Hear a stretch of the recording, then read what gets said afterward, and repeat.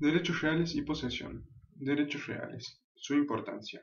El régimen que la legislación de un país establezca para los derechos reales gravita fundamentalmente en su ordenamiento económico, en el régimen de sus instituciones y hasta en su estructura política. Los derechos reales solo pueden ser creados por la ley. Todo contrato o disposición de última voluntad que constituyese otros derechos reales o modificase los que en el código se establecen, solo valdrá como constitución de derechos personales si como tal pudiese valer. Concepto y definición. El derecho real es aquel en el que ninguna persona es individualmente sujeto pasivo del derecho, es decir, es aquel que da la facultad de sacar de una cosa cualquiera un beneficio.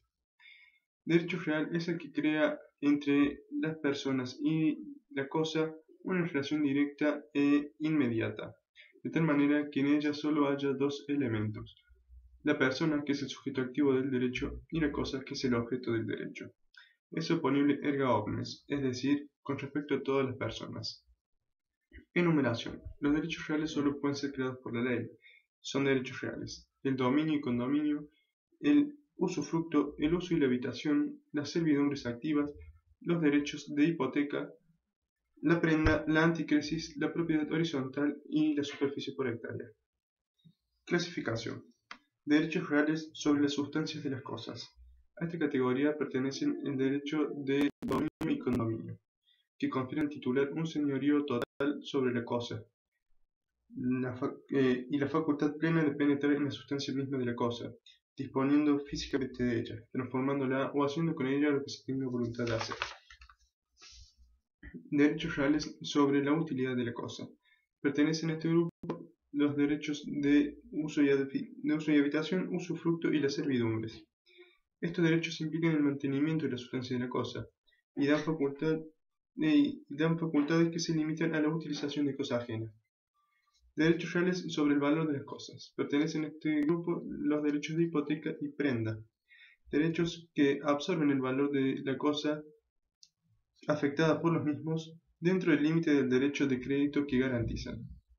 Modos de adquisición de derechos reales. Originarios son aquellos que generan un derecho real que hasta entonces no existía, y derivados. El derecho existe anteriormente, pero cambia el sujeto del mismo. Posesión. Concepto y definición. La posesión no es en sí misma un derecho, sino que es un simple hecho, pero que, sin embargo, es la condición necesaria para el ejercicio de los derechos reales. Habrá posesión de las cosas cuando alguna persona, por sí o por otra, tenga bajo su poder una cosa, con intención de someterla al ejercicio de un derecho de propiedad. Dentro de este concepto de posesión se dan dos elementos: corpus y animus domini. Corpus es el elemento material, el poder efectivo sobre las cosas.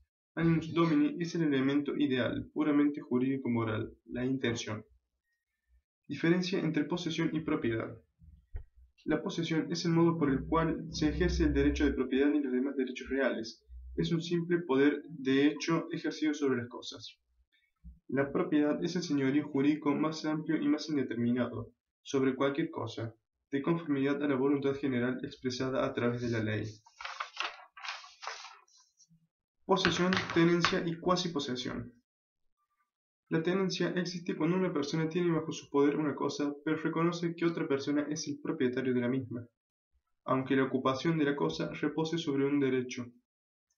Cuasiposesión existe cuando una persona ha recibido una cosa en virtud de un derecho real, excepto el de propiedad, y reconoce que otro es el propietario de la cosa. Clasificación de la posesión.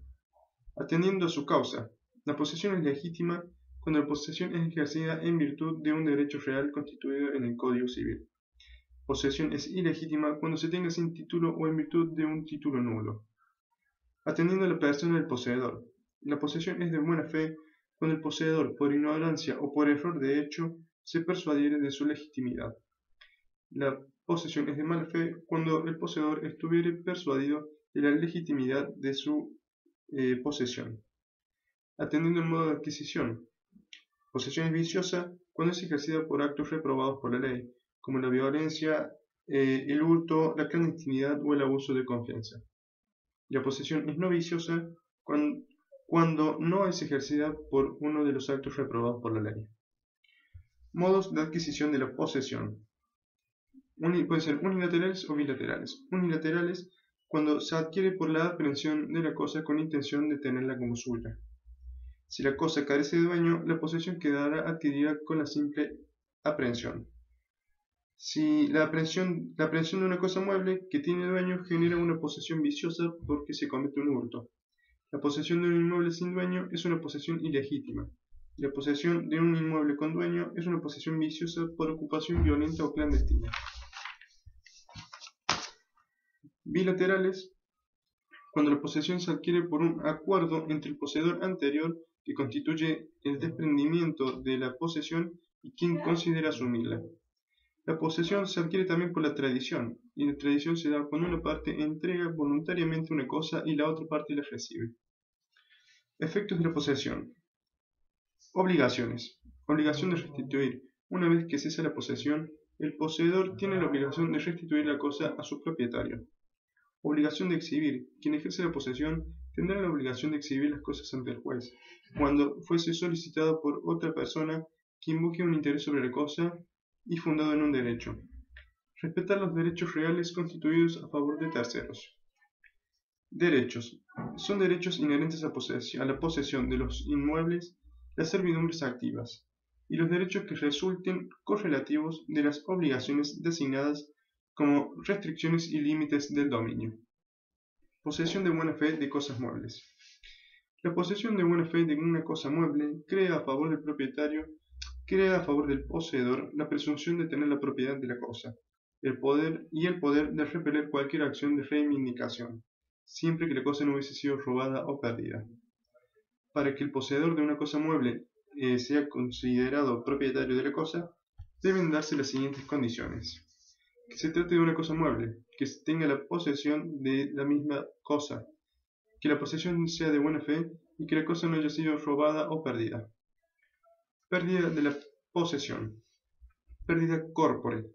Se pierde la posesión cuando la cosa se destruye, se transforma en otra cosa, se pierde sin esperanza de encontrarla o sea puesta fuera del comercio. Pérdida corpore et animus. Se pierde la posesión mediante la tradición de la cosa, también cuando el poseedor abandona la cosa voluntariamente. Pérdida animus. Cuando el poseedor continúa teniendo bajo su poder la cosa, pero reconociendo que otro es el propietario, es decir, como un simple tenedor. Eso fue derechos reales y posesión.